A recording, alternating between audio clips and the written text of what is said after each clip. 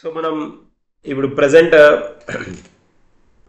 Group 2 group 1 exams కి సంబంధించిన అదే ఏపీ ఎక్స్క్లూజివ్ ఆంధ్రప్రదేశ్కి సంబంధించిన ఎక్స్క్లూజివ్ అంశాలను డిస్కస్ చేస్తున్నాం. సో దీనిలో ఏపీకి రిలేటెడ్గా ఏవేవైతే ఇంపార్టెంట్ ఏరియాలు ఉన్నాయో వాటిని 1 by 1 డిస్కస్ చేద్దాం. వాటిలో ముందుగా మనం ఫోకస్ చేయాల్సింది ఫస్ట్ అండ్ ఫార్మోస్ట్ జగన్ తన పాలసీస్ని విధానాలని ఎలా ఇంప్లిమెంట్ చేస్తున్నారు వైఎస్ఆర్సీపీ లేదా ప్రజెంట్ లీడింగ్ గవర్నమెంట్ అనేది ఇక్కడ. దానిలో మనకి Rythu Bharosa కేంద్రాస్, free crop insurance, తర్వాత ఆరోగ్యశ్రీ, ఫ్యామిలీ డాక్టర్ ప్రోగ్రామ్, నాడు నేడు హెల్త్. ఇక్కడ మనకి నవరత్నాలు, ఆంధ్రుల ప్రగతికి రథచక్రాలు అని అనౌన్స్ చేయడం కూడా జరిగింది కదా. సో ఈ పాయింట్స్ కనుక మనం ఒకసారి చూస్తే, రైతు భరోసా అనే ప్రోగ్రాం రైతులకు మద్దతుగా ప్రతి ఏటా 13,500 రూపాయలు ఆర్థిక సహాయం ఇవ్వడం అనేది దాని ముఖ్య ఉద్దేశం. తర్వాత రైతు భరోసా కేంద్రాలు కనుక మనం అబ్జర్వ్ చేస్తే, ఇక్కడ నేను బైలింగల్ ఫోకస్ చేస్తున్నాను. బైలింగల్ ఎందుకు అని అంటే, లైక్ ఇక్కడ ఉండడం కంటెంట్ ఇంగ్లీష్ ఉంటుంది, నేను ఎక్స్ప్లెయిన్ చేయడం తెలుగులో చేస్తున్నాను. సో దాంతో ఏంటి అంటే 2 లాంగ్వేజ్ల వాళ్ళకి దాన్ని జస్టిస్ అవుతుంది అనేది కాన్సెప్ట్ అనమాట. సో రైతు భరోసా కేంద్రాలు విత్తనం నుంచి పంట అమ్మకం వరకు, విత్తనం నుండి పంట అమ్మడం వరకు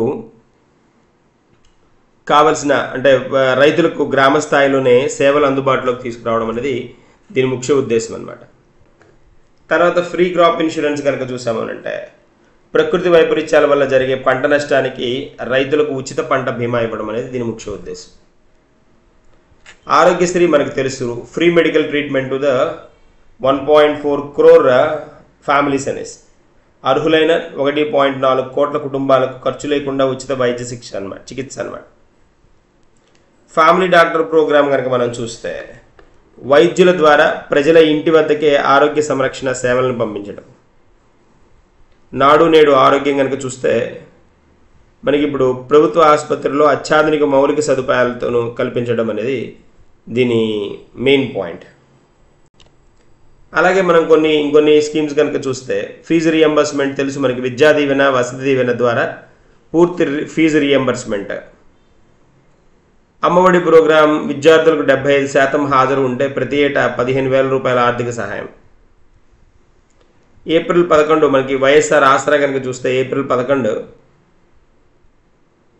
2019 వరకు ఈ సెల్ఫ్ హెల్ప్ గ్రూప్స్కి ఏవైతే ఉన్నాయో గ్రూపులకు ఉన్న 25,000 కోట్ల రుణ బకాయిల్ని దాన్ని చెల్లించడం అనమాట. వైఎస్ఆర్ చేయూత ప్రోగ్రాం ఇది కూడా వినుంటారు, వైఎస్ఆర్ చేయూత ప్రోగ్రాం ఆర్థిక సహాయం అనమాట. అంటే 45 నుంచి 60 సంవత్సరాల వయసున్న బీసీ, ఎస్సీ, ఎస్టీ, మైనారిటీ మహిళలకు ప్రతి ఏటా 18,750 రూపాయలు, 18,750 రూపీస్ ఇవ్వడం అనమాట. పెన్షన్ కానుక వచ్చేటప్పటికి వృద్ధులు, వితంతువులు, వికలాంగులకు నెలకు 3,000 వరకు సహాయం అనమాట, 3,000 వరకు. తర్వాత పేదలకందరికీ ఇళ్ళు, దీని ద్వారా ఏంటి అంటే పేదలకు ఉచితంగా భూపట్టాల పంపిణీ మరియు ఇళ్ల నిర్మాణానికి ఆర్థిక సహాయం చేయడం అనమాట. సచివాలయం వాలంటీర్లు, పౌర సేవలు అన్నింటికీ ఒకే చోట పరిష్కారం, మీ గడప వద్దకే ప్రభుత్వ సేవలు అనేది కాన్సెప్ట్ సచివాలయం వాలంటీర్స్ అని. తర్వాత జలయజ్ఞం స్కీమ్ కనుక అబ్జర్వ్ చేస్తే, సాగునీటి సరఫరా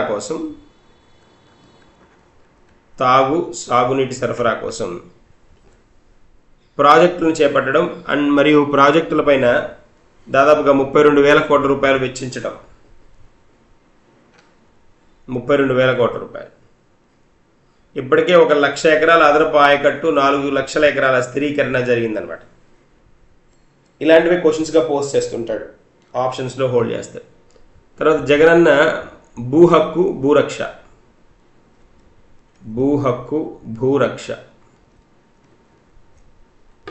సో ఇది కనుక చూస్తే సమగ్ర భూ రీసర్వే మరియు యాజమాన్య డేటా డిజిటలైజేషన్ అనేది దీని మెయిన్ కాన్సెప్ట్. తర్వాత మద్యం నియంత్రణ, విడతల వారీగా మద్య నియంత్రణ. దాదాపుగా 33% షాపులు తగ్గించారు. 43,000 బెల్ట్ షాపులు, 4,300 పర్మిట్ రూమ్స్ కూడా మూసివేయడం జరిగిందనమాట. సో ఇప్పుడు కొన్ని ఆబ్జెక్టివ్ క్వశ్చన్స్ చూద్దాం. అంటే ఈ పర్టికులర్ కాన్సెప్ట్స్కి రిలేటెడ్గా ఉన్న క్వశ్చన్స్ మనం ఒకసారి చూస్తే మనకు ఒక క్లారిటీ వస్తుంది కదా. మొదటిగా కనుక చూస్తే 2018-19లో రిజర్వ్ బ్యాంక్ నివేదిక ప్రకారం ఆర్థిక వృద్ధి రేటులో దేశంలో 22వ స్థానంలో ఉన్న ఆంధ్రప్రదేశ్ 2021-22 రిపోర్టు ప్రకారం ఏ స్థానంలో ఉంది అని అడుగుతున్నాడు. ఇది క్వశ్చన్ అడిగింది. సో అంటే ఇక్కడ పాయింట్ ఏంటి, దేనిలో అని అడుగుతున్నాడు అని అంటే in terms of economic growth rate ఆర్థిక వృద్ధి రేటు.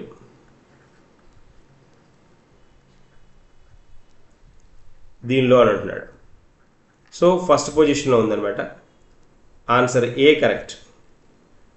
సెకండ్ క్వశ్చన్కి వస్తే కేంద్ర ప్రభుత్వ నివేదిక ప్రకారం 2018-19లో ఆంధ్రప్రదేశ్ వ్యవసాయ రంగంలో ప్రతికూల వృద్ధి నమోదు చేసి దేశంలో 27వ స్థానంలో నిలిచింది. అయితే 2021-22లో ఆంధ్రప్రదేశ్ ర్యాంక్ ఎంత అని అడుగుతున్నాడు. ఇది క్వశ్చన్. ఆంధ్రప్రదేశ్ దేనిలో ర్యాంక్, అగ్రికల్చర్ సెక్టార్ పార్ట్ గురించి మాట్లాడుతున్నాడు. Andhra Pradesh recorded negative growth report అట 2018-19లో దాదాపు 27వ ర్యాంక్లో ఉండేది. ప్రజెంట్ ఎంత ర్యాంక్కి వచ్చింది, 2021-22కి అని అడుగుతున్నాడు క్వశ్చన్. 22కి. దట్ ఈస్ అ పాయింట్ అనమాట, అడిగిన క్వశ్చన్ అది. సో ఇప్పుడు ప్రజెంట్ ఏ స్థానంలో ఉందంటే 6th పొజిషన్లో ఉంది. Answer D is correct one. తర్వాత మూడోది చూద్దాం. Third question.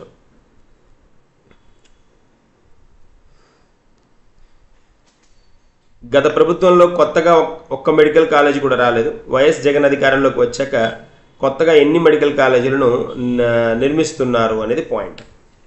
ఎన్ని కొత్త మెడికల్ కాలేజీలు నిర్మిస్తున్నారు అనేసి 17 మెడికల్ కాలేజెస్ కదా. Answer D is correct. తర్వాత నెక్స్ట్ క్వశ్చన్ కనుక మనం అబ్జర్వ్ చేస్తే ఇప్పటికే 1.24 కోట్ల మంది మహిళలు దిశ యాప్ డౌన్లోడ్ చేసుకున్నారు. యాప్లోని SOS సౌకర్యాన్ని, కాల్ ఫీచర్ సౌకర్యం, దాని ద్వారా సహాయం పొందిన మహిళలు ఎంతమంది అని అడుగుతున్నాడు. దాని ద్వారా సహాయం పొందిన వాళ్ళు ఎంతమంది అని అడుగుతున్నాడు. ఎంతమంది అని అంటే 30,369 మంది, 30,369 మెంబర్స్. 30,369 మంది. తర్వాత నెక్స్ట్ క్వశ్చన్ చూస్తే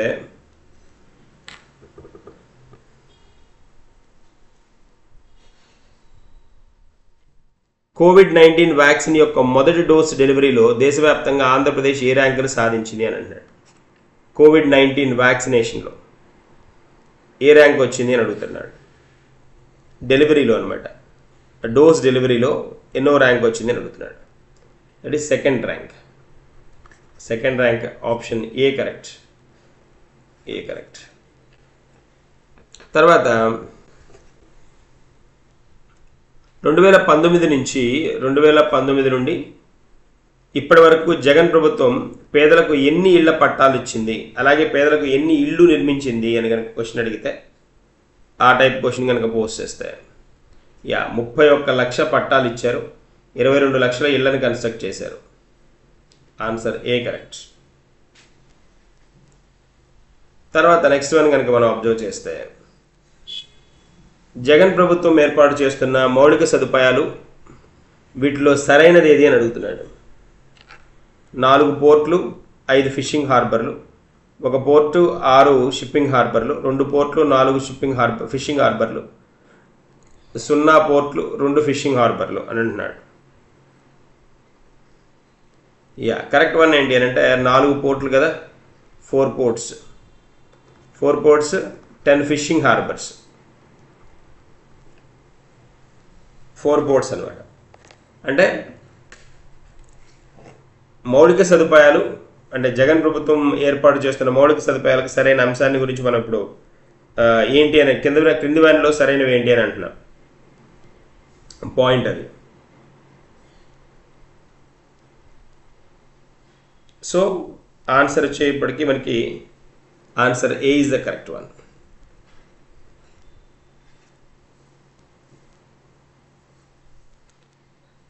మచిలీపట్నము మనకి విన్నాం కదా, మంగినపూడి. సో అట్లా న్యూ పోర్ట్స్ లాజిస్టిక్స్ సెక్టార్ని బిల్డ్ చేయడానికి దాన్ని ఫోకస్ చేస్తున్నామని చెప్పడం జరిగింది కదా, లాజిస్టిక్స్ని ఇంప్రూవ్ చేయడం కోసం, మౌలిక సదుపాయాలను పెంచడం కోసం.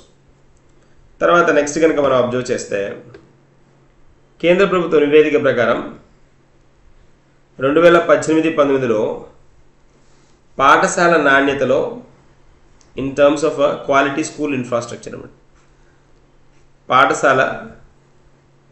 పాఠశాలల నాణ్యతలో దేశవ్యాప్తంగా ఆంధ్రప్రదేశ్ 24వ స్థానంలో ఉండగా 2021-22లో ఏ స్థానంలోకి వచ్చింది అని అడుగుతున్నాడు.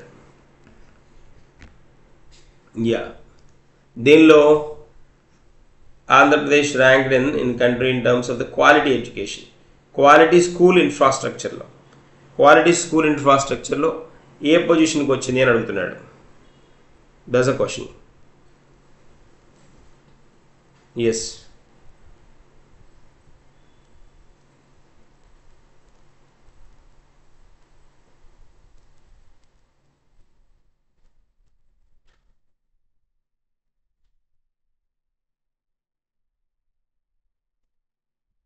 సో 7వ స్థానం, 12వ స్థానం, 18వ స్థానం, 14వ స్థానం, 7th పొజిషన్ కదా, 7వ స్థానం. Answer A is correct. ఇవి కొన్ని మోడల్ క్వశ్చన్స్ అన్నమాట. తర్వాత చూస్తే ప్రోగ్రెస్ గురించి మాట్లాడుతున్నాడు. అంటే ఎలాంటి ప్రోగ్రెస్ని ఈ గ్యాప్లో ఇక్కడ మనకి రావడం జరిగింది అనేది చెప్తున్నాడు. ఇంప్లిమెంటింగ్ దీస్ ప్రిన్సిపల్స్ అంటే వీళ్ళ ప్రిన్సిపల్స్ యూజ్ చేయడం వల్ల ఎలాంటి మార్పులు తీసుకొచ్చారు అనేది కాన్సెప్ట్. వీళ్ళ ప్రిన్సిపల్స్ తోటి ఎలాంటి చేంజెస్ తీసుకొచ్చారు ఎగ్జిస్టింగ్ సిస్టంలో అనేది కాన్సెప్ట్ అనమాట. సో దీని కనుక మనం ఒకసారి అంటే గ్లాన్స్ కనుక చూస్తే, అబ్జర్వ్ చేస్తే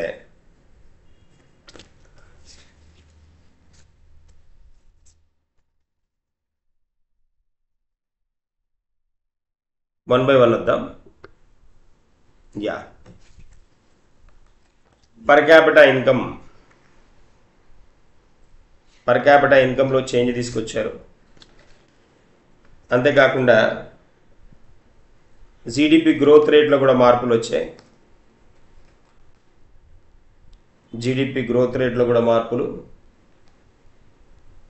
వాటితో పాటు ఇంకా కనుక మనం అబ్జర్వ్ చేస్తే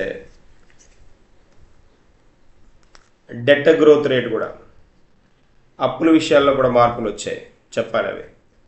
వాటిని ఒకసారి కనుక అట్ ఎ గ్లాన్స్ కనుక మనం చూస్తే తలసరి ఆదాయంలో పర్ క్యాపిటా ఇన్కమ్ అంటున్నాం కదా, తలసరి ఆదాయంలో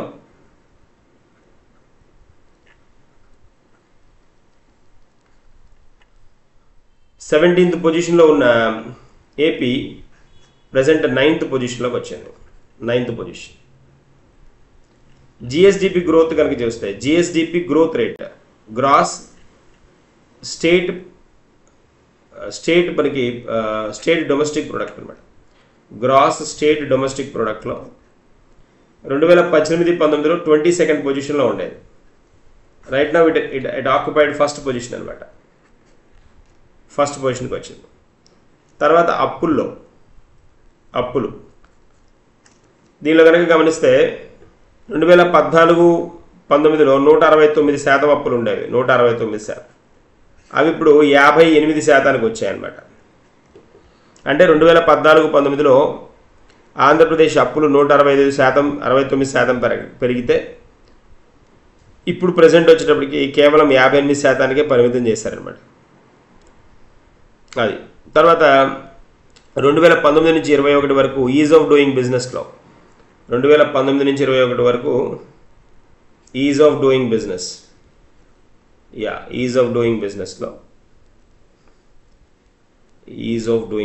కదా,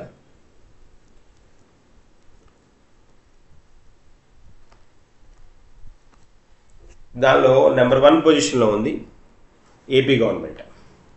అదొక పాయింట్. తర్వాత ఇంకా కొన్ని స్టాటిస్టిక్స్ ఇస్తే GIS summit, global investment summit, దీనిలో ఇన్వెస్ట్మెంట్స్ కనుక చూస్తే అంటే వీళ్ళ target 13.5 lakh crores, 13.5 lakh crore. Jobs ఎన్ని అంటే 6 lakhs jobs. So it witness the highest ever investments totalling 30.5 lakh crore అనమాట. అడిషనల్లీ దిస్ ఇన్ఫ్లెక్స్ కనుక మనం ఒకసారి చూస్తే అంటే రాష్ట్ర చరిత్రలోనే అత్యధిక ఒప్పందాలు జరిగాయి. దీని ద్వారా 6 లక్షల ఉద్యోగాలని కల్పన జరిగింది అనేది పాయింట్. తర్వాత పారిశ్రామిక వృద్ధి రేటు,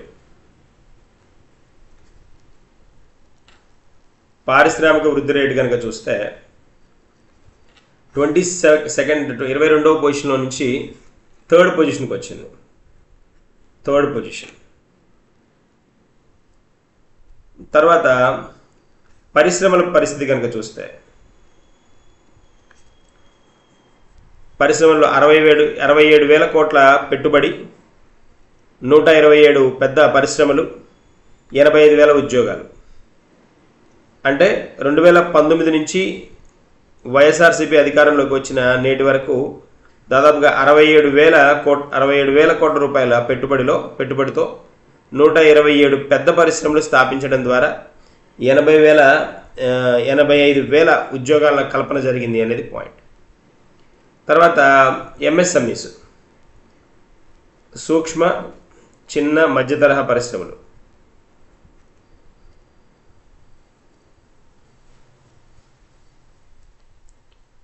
2.5 లక్షల MSMEలు, 16.5 లక్షల జాబులు. సో జగనన్న పాలనలో 2019 నుంచి ఇప్పటి వరకు 2.5 లక్షల సూక్ష్మ చిన్న మధ్య తరహా పరిశ్రమలు నెలకొల్పడం జరిగింది. 16.5 లక్షల ఉద్యోగాలు సృష్టింపబడ్డాయి. గత ప్రభుత్వంతో పోలిస్తే ఇది 4 రెట్లు ఎక్కువ అనమాట. అదొక పాయింట్. తర్వాత చూస్తే ల్యాండ్ ఓనర్షిప్ రైట్స్. ఈ ల్యాండ్ ఓనర్షిప్ రైట్స్ కనుక మనం ఒకసారి అబ్జర్వ్ చేస్తే రాష్ట్రంలోని అసైన్డ్ భూములు, చుక్కల భూములు, చుక్కల భూములు అంటాం కదా, చుక్కల భూములు మనకి ROFR, ఈ ROFR పట్టాలు, కొత్తగా వ్యవసాయ అసైన్మెంట్ భూములు, ఇలా అన్నీ కలిపి 20.27 లక్షల రైతులకు 35.18 లక్షల ఎకరాలపై భూ యాజమాన్య హక్కులు కల్పించారు. రైతు భరోసా కనుక చూసామనుకోండి, రైతు భరోసా ప్రోగ్రాం కనుక మనం ఒకసారి చూస్తే దీన్ని కనుక ఒకసారి హైలైట్ చేస్తే ఇక్కడ 52 లక్షల మంది రైతులకి దాదాపుగా 31,000 కోట్ల రూపాయలు. అంటే మేనిఫెస్టోలో ప్రకటించిన 12,500 కంటే మేనిఫెస్టోలో ప్రకటించింది 12,500 రూపాయలు.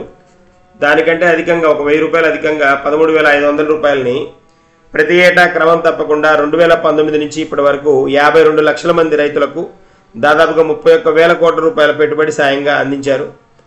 కౌలు రైతులకు కూడా రైతు భరోసా ఇచ్చిన ఏకైక ప్రభుత్వం అన్నమాట. కౌలు రైతులకు కూడా రైతు భరోసా ఇచ్చిన ప్రభుత్వం అన్నమాట. That's a point. అదొకటి. తర్వాత వడ్డీ లేని రుణాలు, ఉచిత పంటల బీమా మరియు ఇన్పుట్ సబ్సిడీ అన్నమాట. మనం ఇక్కడ ఈ పాయింట్ కనుక చూస్తే 54 లక్షల మంది రైతులకు 7,802 కోట్ల ఉచిత పంటల బీమాను అందించడంతో పాటు 74 లక్షల రైతులకు 1,834 కోట్ల వడ్డీ లేని రుణాలు అందించారు. ఏ సీజన్లో పంట నష్టం జరిగితే అదే సీజన్ ముగిసేలోపుగానే ఇన్పుట్ సబ్సిడీ ఇప్పటి వరకు దాదాపుగా 1,965 కోట్ల రూపాయలు అనౌన్స్ చేశారు. 1,965 కోట్ల రూపాయలు అనౌన్స్ చేశారు. ఇక్కడ కనుక మనం చూస్తే ఒకసారి 54 లక్షల మంది కలిపి ఇక్కడ అమౌంట్స్ కూడా మనకి ఇక్కడ క్లాసిఫై చేయడం జరిగింది, హోల్డ్ చేయడం జరిగింది. తర్వాత నెక్స్ట్ అగ్రికల్చర్ గ్రోత్ రేట్ కనుక చూస్తే అంటే వ్యవసాయ వృద్ధి రేట్ అంటాం కదా, వ్యవసాయ వృద్ధి రేటు కనుక చూస్తే వ్యవసాయ వృద్ధి రేటు కనుక మనం కనుక అబ్జర్వ్ చేసినట్టయితే వ్యవసాయ వృద్ధి రేటులో 2018-19లో మనం భారతదేశంలో 27వ స్థానంలో ఉండేవాళ్ళం. 28 రాష్ట్రాల్లో 27వ స్థానంలో ఉండేవాళ్ళం. దాని నుంచి మనం we reach to 6th position అనమాట. 6వ స్థానానికి వచ్చాం. అంటే 2018-19లో ఆంధ్రప్రదేశ్ -6.5% ప్రతికూల వ్యవసాయ వృద్ధి రేటును నమోదు చేస్తే 2021-22లో 8.2% పెరుగుదలను నమోదు చేసిందని చెప్పాలి. అంతేకాకుండా ర్యాంకింగ్స్లో దేశంలోనే 27వ స్థానం నుంచి 6వ స్థానానికి ఎగబాకింది అనమాట. 27వ స్థానం నుంచి 6వ స్థానానికి ఇన్ స్పాన్ ఆఫ్ 5 years రావడం అంటే గొప్ప విషయమే, గ్రేటే కదా. తర్వాత అమ్మఒడి ప్రోగ్రాం ప్రతి ఏటా 15,000 రూపాయలు 44 లక్షల మంది తల్లులకు. ఈ పథకం ద్వారా 75% హాజరు ఉన్న 1వ తరగతి నుంచి 12వ తరగతి వరకు 1వ తరగతి నుంచి 12వ తరగతి వరకు 12వ తరగతి చదివే పిల్లల తల్లుల ఖాతాల్లో ప్రతి ఏటా 15,000 జమ చేస్తున్నారు. ఇప్పటి వరకు ఈ పథకం ద్వారా 84 లక్షల మంది విద్యార్థులు లబ్ధి పొందారు. 84 లక్షల మంది.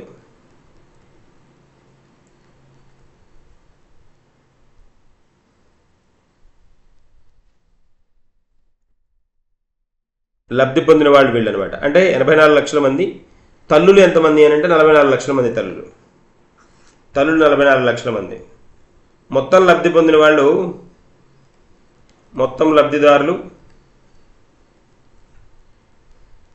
84 లక్షల మంది.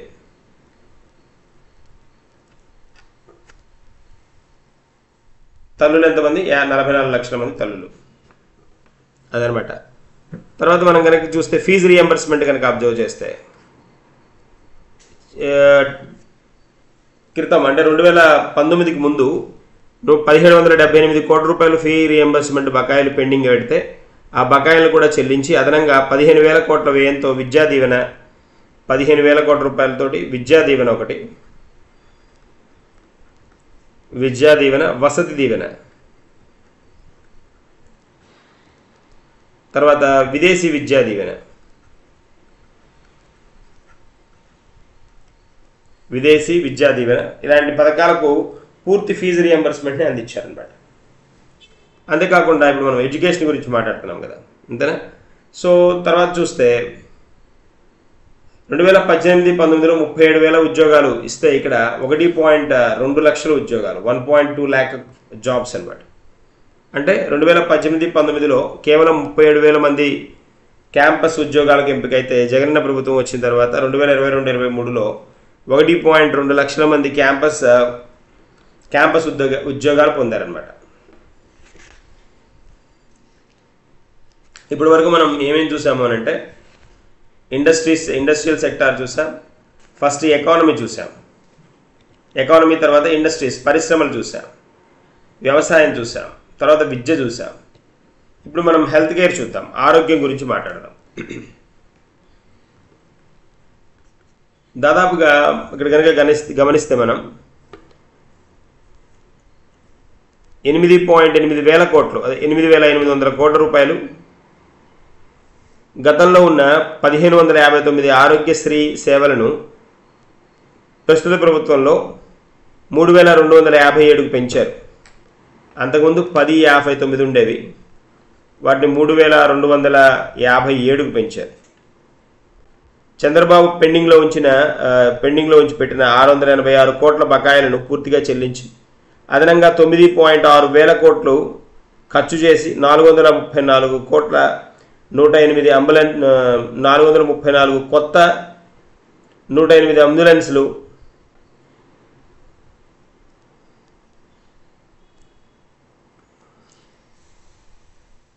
108 అంబులెన్సెస్ ఉంటాయి కదా, ఈ 108 అంబులెన్సెస్ 434 కొత్తగా ఇంట్రడ్యూస్ చేశారు. మరియు మేకింగ్ 936 న్యూ 104 అంబులెన్సెస్, 936 కొత్త 104 అంబులెన్సెస్ని ఇంట్రడ్యూస్ చేశారు. తర్వాత ఫ్యామిలీ డాక్టర్ ప్రోగ్రామ్ని ఇంట్రడ్యూస్ చేశారు. ఫ్యామిలీ డాక్టర్ ప్రోగ్రామ్ వచ్చినప్పటికీ దాదాపుగా ఇప్పటిదాకా 1.9 కోట్ల మంది 1.9 కోట్ల మందికి వాళ్ళలో మనకి ఫిజికల్లీ ఛాలెంజ్డ్ వాళ్ళు ఉన్నారు. పిహెచ్సిలు, వైఎస్ఆర్ విలేజ్ హెల్త్ క్లినిక్ల అనుసంధానంతో 12 రకాల వైద్య సేవలు, 14 రకాల పరీక్షలు. ఇలాంటి నెంబర్లు ఇంపార్టెంట్. 12 రకాల వైద్య సేవలు, 14 రకాల పరీక్షలు, 105 రకాల మందులతో ఇంటి వద్దకే వైద్యాన్ని తీసుకువచ్చి దాదాపుగా ఇప్పటికి 1.9 కోట్ల మందికి సేవలు అందించారు. తర్వాత ఆరోగ్య ఆసరా. ఈ పథకం కింద ఏంటి అంటే పేద మధ్యతరగతి కుటుంబాల్లోని వ్యక్తులకు ఆపరేషన్ అనంతరం విశ్రాంతి సమయంలో భృతి ఇవ్వాలి కదా, భృతి కావాలి కదా. ఈ భృతి కోసం ఏం చేస్తారు అంటే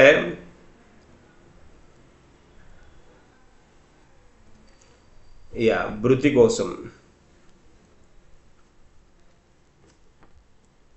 ఈ పథకం ద్వారా ఇప్పటి వరకు 971 కోట్ల మందికి వెచ్చించగా దీనిలో లబ్ధి పొందిన వాళ్ళు ఎంతమంది అంటే 15 లక్షల మందికి పైగా 15.65 లక్షల మందికి సదుపాయం కల్పించారనమాట, లబ్ధి పొందే విధంగా చేశారు. తర్వాత నెక్స్ట్ వైద్య సదుపాయాలు, మౌలిక సదుపాయాలు.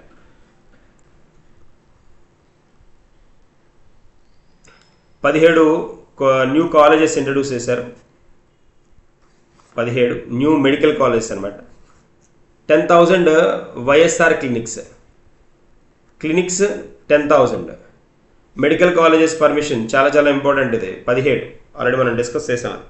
జగనన్న హయాంలో 17 కొత్త మెడికల్ కాలేజీల నిర్మాణంతో పాటు ప్రస్తుతం ఉన్న 11 మెడికల్ కాలేజీలు, జిల్లా మరియు ఏరియా ఆసుపత్రులు, సిహెచ్సిలు, పిహెచ్సిల ఆధునీకరణ, 10,000 వైఎస్ఆర్ క్లినిక్లు, 542 యూహెచ్సిలు, ప్రతి మండలానికి 2 పిహెచ్సిలు తెచ్చేందుకు దాదాపుగా 16,000 కోట్ల రూపాయలు ఖర్చు చేశారనమాట. ఖర్చు చేయడం జరిగిందనమాట. తర్వాత కనుక మనం చూస్తే సంక్షేమానికి పెట్టుబడి.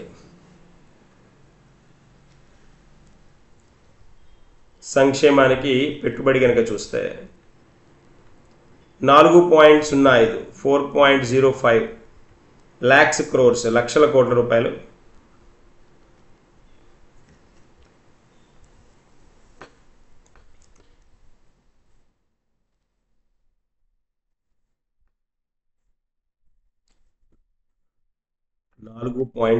ఇది 4.05. 2019 తర్వాత 4 ఏళ్లలో సంక్షేమానికి డీబీటీ ద్వారా, డైరెక్ట్ బెనిఫిట్ ట్రాన్స్ఫర్ ద్వారా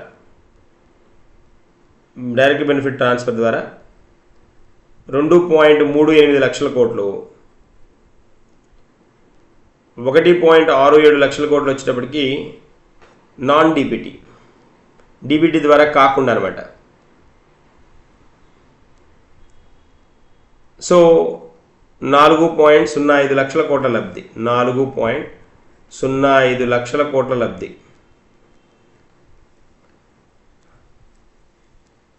ఇవ్వడం జరిగింది అనమాట. తర్వాత పింఛన్లు కనుక చూస్తే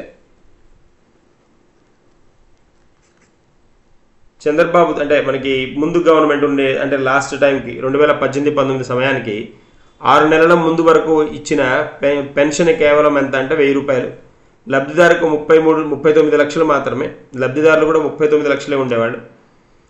తర్వాత 2019 తర్వాత ఇప్పుడు ప్రజెంట్ 2,750ని 3,000 రూపాయలు చేశారు కదా. జనవరి నుంచి 3,000 రూపాయలు అయింది.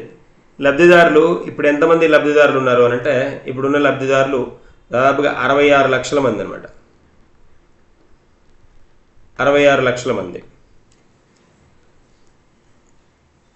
4.5 రెట్లు అధికంగా ఇస్తున్నారనమాట. ఇప్పుడు అధిక మంది లబ్ధిదారులు ఉన్నారు అనేది పాయింట్. 4.5 రెట్లు అధికంగా ఉన్నారు, 4.5 టైమ్స్ లబ్ధిదారు. దేని గురించి మాట్లాడుతున్నాం మనం? సోషల్ జస్టిస్, సామాజిక న్యాయం గురించి మాట్లాడుతున్నాం. దీనిలో భాగంగా welfare of the poor and weaker section కనుక చూస్తే, బడుగు బలహీన వర్గాల సంక్షేమం కనుక చూస్తే 2.58 లక్షల కోట్లు. అంటే ముందున్న ప్రభుత్వం తన 5 ఏళ్ల పాలనలో ఎస్సీ ఎస్టీ బీసీ మైనారిటీల సంక్షేమం పథకాల కోసం కేవలం 20,000 కోట్లు వాళ్ళు 20,000 కోట్లు మాత్రమే 20,000 కోట్ల రూపాయలు మాత్రమే వాళ్ళు వెచ్చిస్తే జగనన్న ప్రభుత్వం అంటే 2019 తర్వాత 4 ఏళ్లలోనే 10 పెంచి దాదాపుగా 2.58 లక్షల కోట్లు దాన్ని ఖర్చు పెట్టడం జరిగిందనమాట బడుగు బలహీన వర్గాల సంక్షేమం కోసం. బడుగు బలహీన వర్గాల సంక్షేమం కోసం ఇదన్నమాట context. Door to door services కనుక మనం చూస్తే అంటే ఇంటి వద్దకే సేవలు కనుక చూస్తే గత ప్రభుత్వంలో మనకి జన్మభూమి కమిటీలు ఉండేవి. దాదాపుగా 1.30 లక్షల గ్రామ వార్డు సచివాలయ ఉద్యోగాలు 2.65 2.65 కదా 2.65 లక్షల గ్రామ వార్డు వాలంటీర్లు 1.6 కోట్ల కుటుంబాలకు నేరుగా వారి ఇంటి వద్దకే సేవలు అందిస్తున్నారు. ఎంతమందికి సేవలు అందిస్తున్నారు అంటే 1.6 కోట్ల మందికి. ఇది పాయింట్. తర్వాత మనం కనుక చూస్తే విమెన్ ఎంపవర్మెంట్ కనుక చూస్తే స్త్రీ సాధికారత అంటాం కదా, మహిళా సాధికారత లేదా స్త్రీ సాధికారత అంటాం. స్త్రీ సాధికారత రిలేటెడ్గా అంశాలు కనుక మనం హైలైట్ చేస్తే అక్క చెల్లెళ్లకు వాళ్ళ సంక్షేమానికి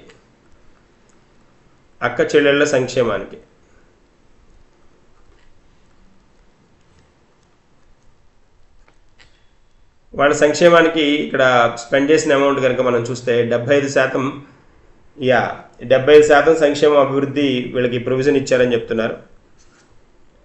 మహిళా సాధికారతలో ఇంటికి దీపం మిల్లాలి కాబట్టి 70% ప్రభుత్వ సంక్షేమ పథకాల ప్రయోజనాలను నేరుగా అక్క చెల్లెమ్మలకు అందిస్తూ ఆ కుటుంబాల సాధికారతకు తోడ్పాటు పడుతున్నారు అన్నమాట గవర్నమెంట్. తర్వాత డ్వాక్రా సంఘాలు, డ్వాక్రా అంటాం కదా, development of women and children in rural areas, డ్వాక్రా. ఈ డ్వాక్రా సంఘాలు కనుక మనం చూస్తే దాదాపుగా 1.05 కోట్ల మంది విమెన్ ఉన్నారు. 1.05 crore విమెన్. ఎన్ని వేల కోట్లు అంటే 24,000 కోట్లు, 24,000 కోట్ల రూపాయల అమౌంట్స్. మహిళల భద్రత కనుక చూస్తే మనం విమెన్ సేఫ్టీ కనుక అబ్జర్వ్ చేస్తే మహిళల భద్రత వీళ్ళ భద్రత కోసం 1.24 కోట్ల మహిళలు దీన్ని ఉపయోగిస్తున్నారు అన్నమాట. దిశ యాప్ని, దిశ అప్లికేషన్ని 1.24 కోట్ల మహిళలు. సో ఇంక కనుక మనం మహిళల భద్రతను ముందు ప్రభుత్వంగా నిర్లక్ష్యం చేశారని కొత్తగా వచ్చిన గవర్నమెంట్, అదే 2019 తర్వాత వచ్చిన గవర్నమెంట్ దిశ యాప్ని తీసుకొచ్చారు. యాప్లోని దాదాపుగా SOS కాల్ ఫీచర్ ద్వారా 10 నిమిషాల్లోనే సహాయం పొందుతున్నారు. ఇప్పటికీ దాదాపుగా మనం కనుక గమనిస్తే 1.24 కోట్ల మంది ఈ యాప్ని డౌన్లోడ్ చేసుకున్నారనేది కాన్సెప్ట్. తర్వాత వైఎస్ఆర్ చేయూత కాపు నేస్తం,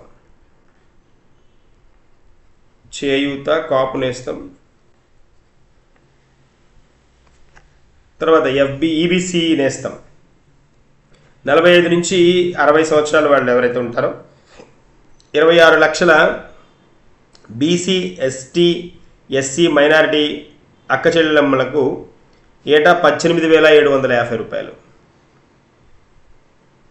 18,750 రూపాయలు. ఇప్పటికే దాదాపుగా 14.1 కోట్ల రూపాయలని అందిస్తూ దాదాపుగా కాపు నేస్తం ప్రోగ్రాం రన్ అవుతోంది.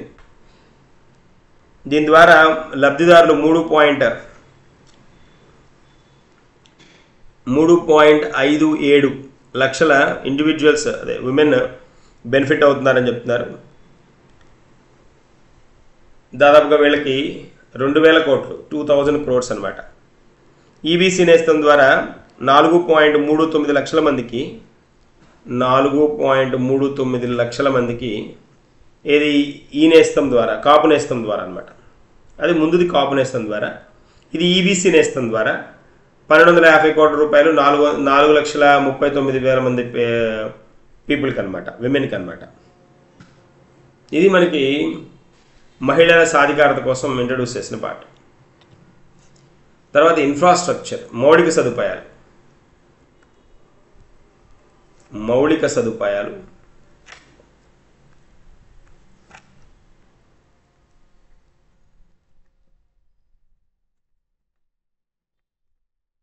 తర్వాత ఇక్కడ చూస్తే పోర్ట్లు, ఎయిర్పోర్ట్లు, 4 పోర్ట్లు, తర్వాత 10 ఫిషింగ్ హార్బర్లు, 2 ఎయిర్పోర్ట్లు. పెట్టుబడుల ఆకర్షణలో భాగంగా జగనన్న వచ్చాక రాష్ట్రంలో 4 పోర్ట్లు, ఇది జాగ్రత్త నెంబరు, 4 పోర్ట్లు, 10 ఫిషింగ్ హార్బర్లు మరియు 2 ఎయిర్పోర్ట్లు. తర్వాత పేదలకందరికీ ఇళ్ళు, ఈ కాన్సెప్ట్ కింద, ఈ స్కీమ్ కింద చంద్రబాబు తన 5 ఏళ్ల పాలనలో ఒక్క ఇంటి పట్టా కూడా ఇవ్వలేదని, ఇక్కడ తర్వాత వచ్చిన గవర్నమెంట్ అక్క చెల్లెళ్ళ పేరు మీదుగా దాదాపుగా 31 లక్షల ఇళ్ల పట్టాలను ఇచ్చారు అని కాన్సెప్ట్ అనమాట. 31 లక్షల ఇళ్ల పట్టాలు, 22 లక్షల పక్కా ఇళ్ళు. తర్వాత మౌలిక సదుపాయాలు మనం ఇంకా చూస్తే, ఇంకా మౌలిక సదుపాయాలు కనుక అబ్జర్వ్ చేస్తే, భౌగోళిక సదుపాయాలు అనొచ్చు లేదా అవస్థాపన అనొచ్చు. 15,000 సెక్రటేరియట్స్, గ్రామ స్వరాజ్యం సాధించే క్రమంలో 15,000 సచివాలయాలు, 10,778 రైతు భరోసా కేంద్రాలు, 10,332 విలేజ్ క్లినిక్లు, 542 యూహెచ్సీలు, అర్బన్ హెల్త్ సెంటర్స్ అన్నమాట, యూహెచ్సీలు, వీటిని నిర్మించడం జరిగిందనమాట. తర్వాత రహదారులు కనుక చూస్తే 10,700 కిలోమీటర్లు, 2018-19 నాటికి 4,400 కోట్లతోటి వీళ్ళు 10,700 కిలోమీటర్ల రోడ్లు నిర్మిస్తే 2019 తర్వాత 7,340 కోట్లతోటి, 7,340 కోట్ల రూపాయలతోటి 17,230 కిలోమీటర్లు రోడ్లను నిర్మించడం జరిగిందనమాట. అది పాయింట్.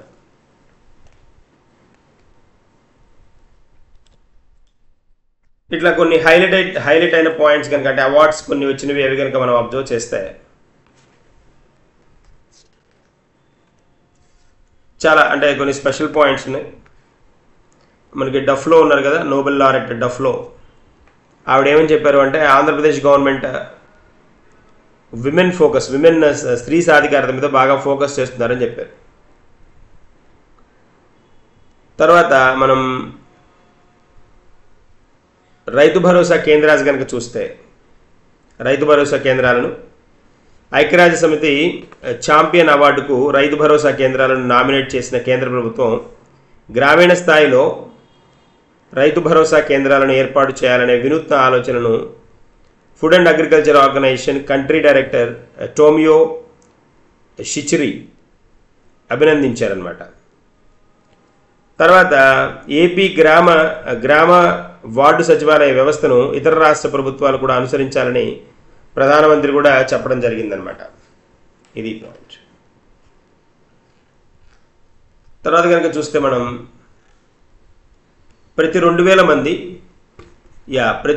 మంది జనాభాకు ఆరోగ్య సంరక్షణను అందించడానికి ఏపీ చేస్తున్న ప్రయత్నమైన WEF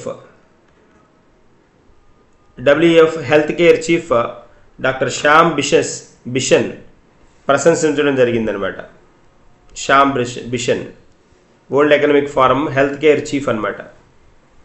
సో తర్వాత NITI Aayog has lauded the AP government's YSR Sampoorna Poshana పోషకాహార లోపానికి వ్యతిరేకంగా దాదాపుగా 31.88 లక్షల మంది మహిళలు మరియు పిల్లలకు లబ్ధి చేకూర్చేలా ఏపీ ప్రభుత్వం చేపట్టిన వైఎస్ఆర్ సంపూర్ణ పోషణ పథకాన్ని నీతి ఆయోగ్ ప్రశంసించిందనమాట. తర్వాత విద్యారంగంలో కనుక మనం అబ్జర్వ్ చేస్తే విద్యారంగంలో ఏపీ ప్రభుత్వం తీసుకొచ్చిన అమ్మఒడి పథకం వల్ల అక్షరాస్యత రేటు పెరిగిందని నోబెల్ గ్రహీతలు జాన్ గుడెనఫ్ చెప్పడం జరిగిందనమాట. తర్వాత ఆంధ్రప్రదేశ్ స్కాచ్ అవార్డు ఈ స్కాచ్ అవార్డ్స్లో 2020-21 ఈ పాటించిన వ్యవసాయ పద్ధతులకి ఆంధ్రప్రదేశ్ ప్రభుత్వం మొదటి స్థానాన్ని కైవసం చేసుకుందన్నమాట. ఆంధ్రప్రదేశ్ ర్యాంక్డ్ థర్డ్ అనమాట, మూడవ స్థానాన్ని తీసుకుంది సమర్థవంతమైన పాలనలో.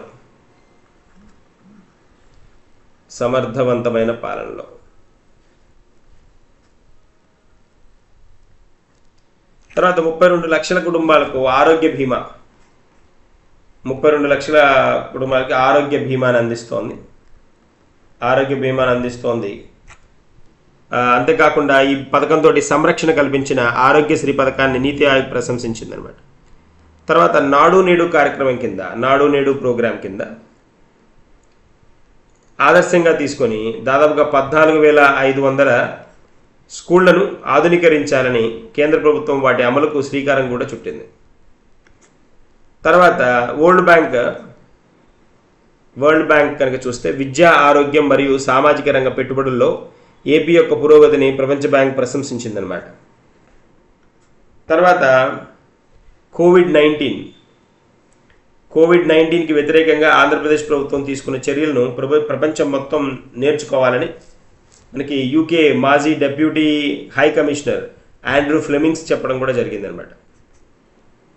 నెక్స్ట్ వన్ కనుక చూస్తే ఏపీ యొక్క సింగిల్ విండో క్లియరెన్స్ మరియు వ్యాపార అనుకూల వాతావరణాన్ని పెంచే విధంగా Cadbury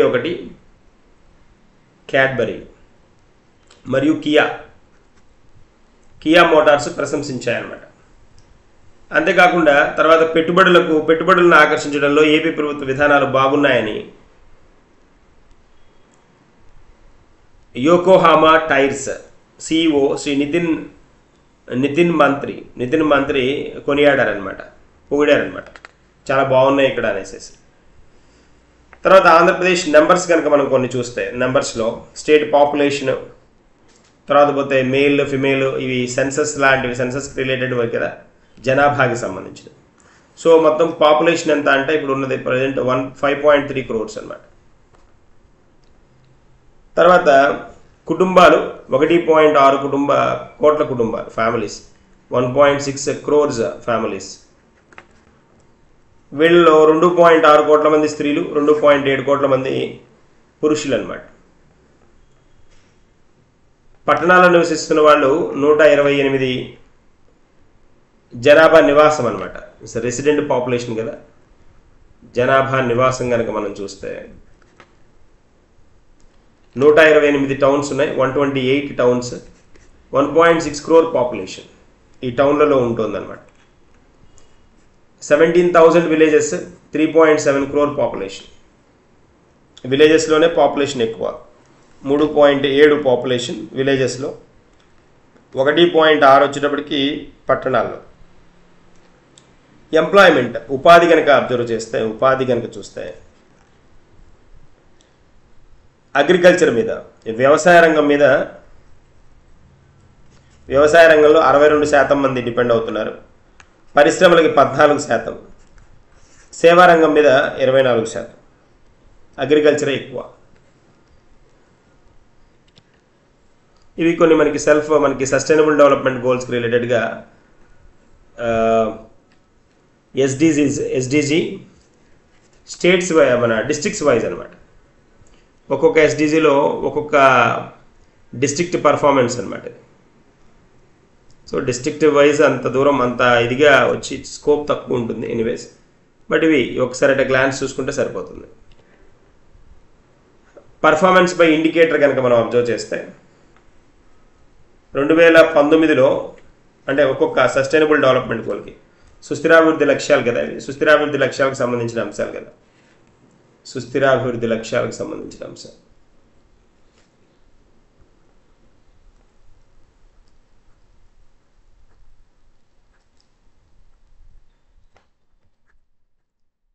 sustainable development goals.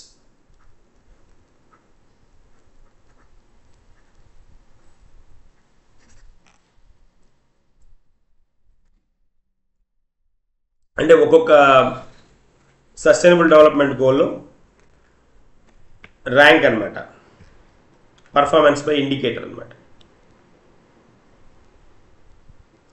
SDG 7లో చాలా బెస్ట్ పర్ఫార్మర్గా హోల్డ్ అవుతున్నాం, అదే కదా SDG 7లో.